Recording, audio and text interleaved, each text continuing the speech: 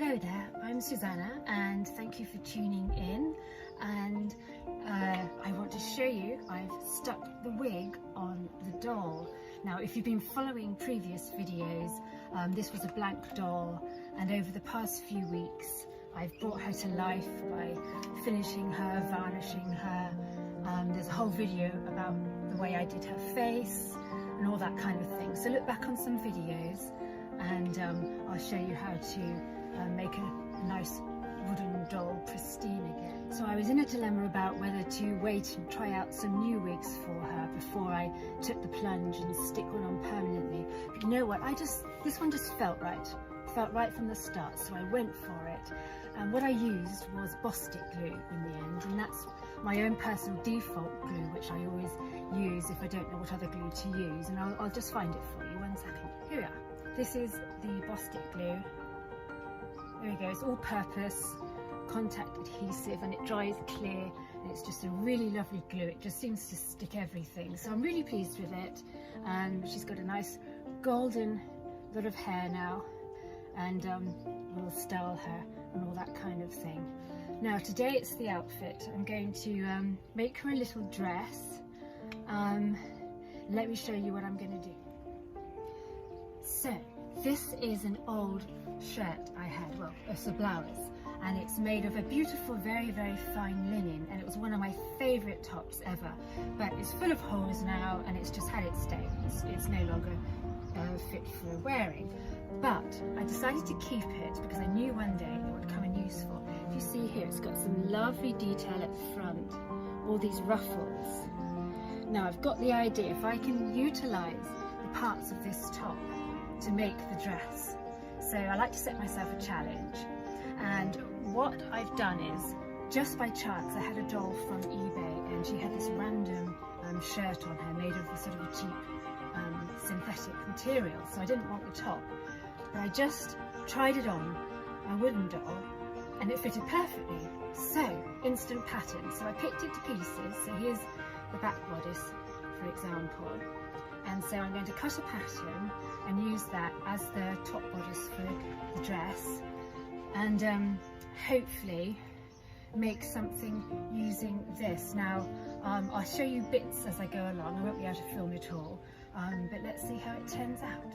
So I hope you can see this, but here I've made pattern pieces from all the original top which I took to pieces. So this is the sleeve, for example. Now if I can just show you what I have in mind, this is the front of my top, and it's got some lovely ruffles, so I'm thinking to use that edge as the outer edge of the sleeve. So what I'll do is, if I fold that over, that would be where her arm comes out, and then what I would do, if I just fold the sleeve pattern in half to match the fold I've made, then I would literally, no, that way around, I would literally cut the pattern, and then that remains the outside edge. Then all I have to do is stitch underneath the sleeve and stitch that part into the bodice. That's the theory anyway. It's a bit difficult, I hope it's coming up on the video,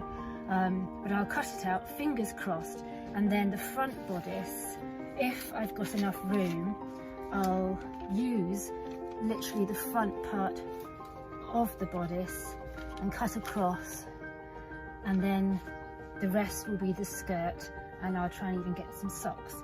So here goes, fingers crossed. So I'll just show you quickly what I've done so far. I managed to get 2 nice sleeves out of that piece I was showing you, so that worked out really well. Now I hardly had anything left for the bodice. I thought I wouldn't, I thought that was a bit optimistic, but by the skin of its teeth, that's how I've pinned the pattern. So I've got a tiny bit of ruffle at the top, and hopefully that might just be enough. But I've also, what I like is there's a nice little gathering around here, so that might add a bit of interest. Basically the whole dress is going to be rather improvised, but I like improvising things. I think the best things come out that way. So I'll carry on. So this is what I've managed to cut out. So I've got the 2 sleeves, and this is the front bodice. the back bodice, I cut 4 because I'm going to do that double lined because it's quite fine material. And then I cut the skirt. I might adjust the length from the top before I attach it because I've managed to still retain the original. Can you see that original hem that came on the blouse? And then I did the same for the socks. These are 2 pairs of socks for the sleeves. They've got the original hem. I don't know if you can see it in the light. Anyway, onwards and upwards.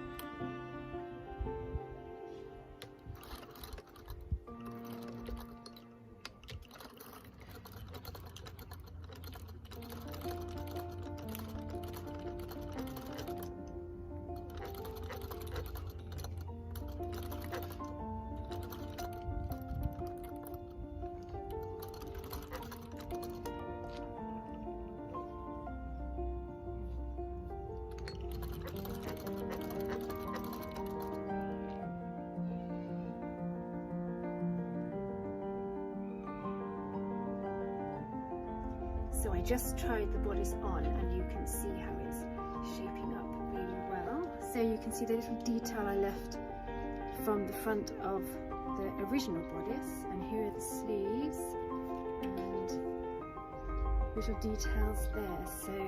So far so good. So I hope this is inspiring you to dig out in your wardrobe and find an old top and use something that challenges, you know, something with ruffles or lots of details, because it's enormous fun. Right, hello again. So sorry if there's background noise, there's a very loud dinner party going on next door. But this is what I've made so far. This is the semi-completed dress. So here we are with all the little different details added, and I also made some socks, as I say, using the tops of the bottoms of the sleeves, and save some fabric coloured buttons, always useful. So the last thing, what I'm going to do is make some lovely little pantaloons. A while back I tea stained this lovely vintage linen and it really brought out the edging, so that's going to make a lovely pair of edging for some lovely bloomers. So I'm really excited about that. Do tune in again. I'm going to stop now because the light's fading and I've got a lot more to do on this. I haven't finished yet, but as I say, I really hope it inspires you, if you can hear me, to you know, dig out some old clothing. And this is really lovely that the favourite top that I have is going to live on. So I'm, you know, just be inspired and take out an old blouse or something and let me know what you make too. So I'll tune back again when it's a bit quieter and we'll finish off. And thank you for tuning in.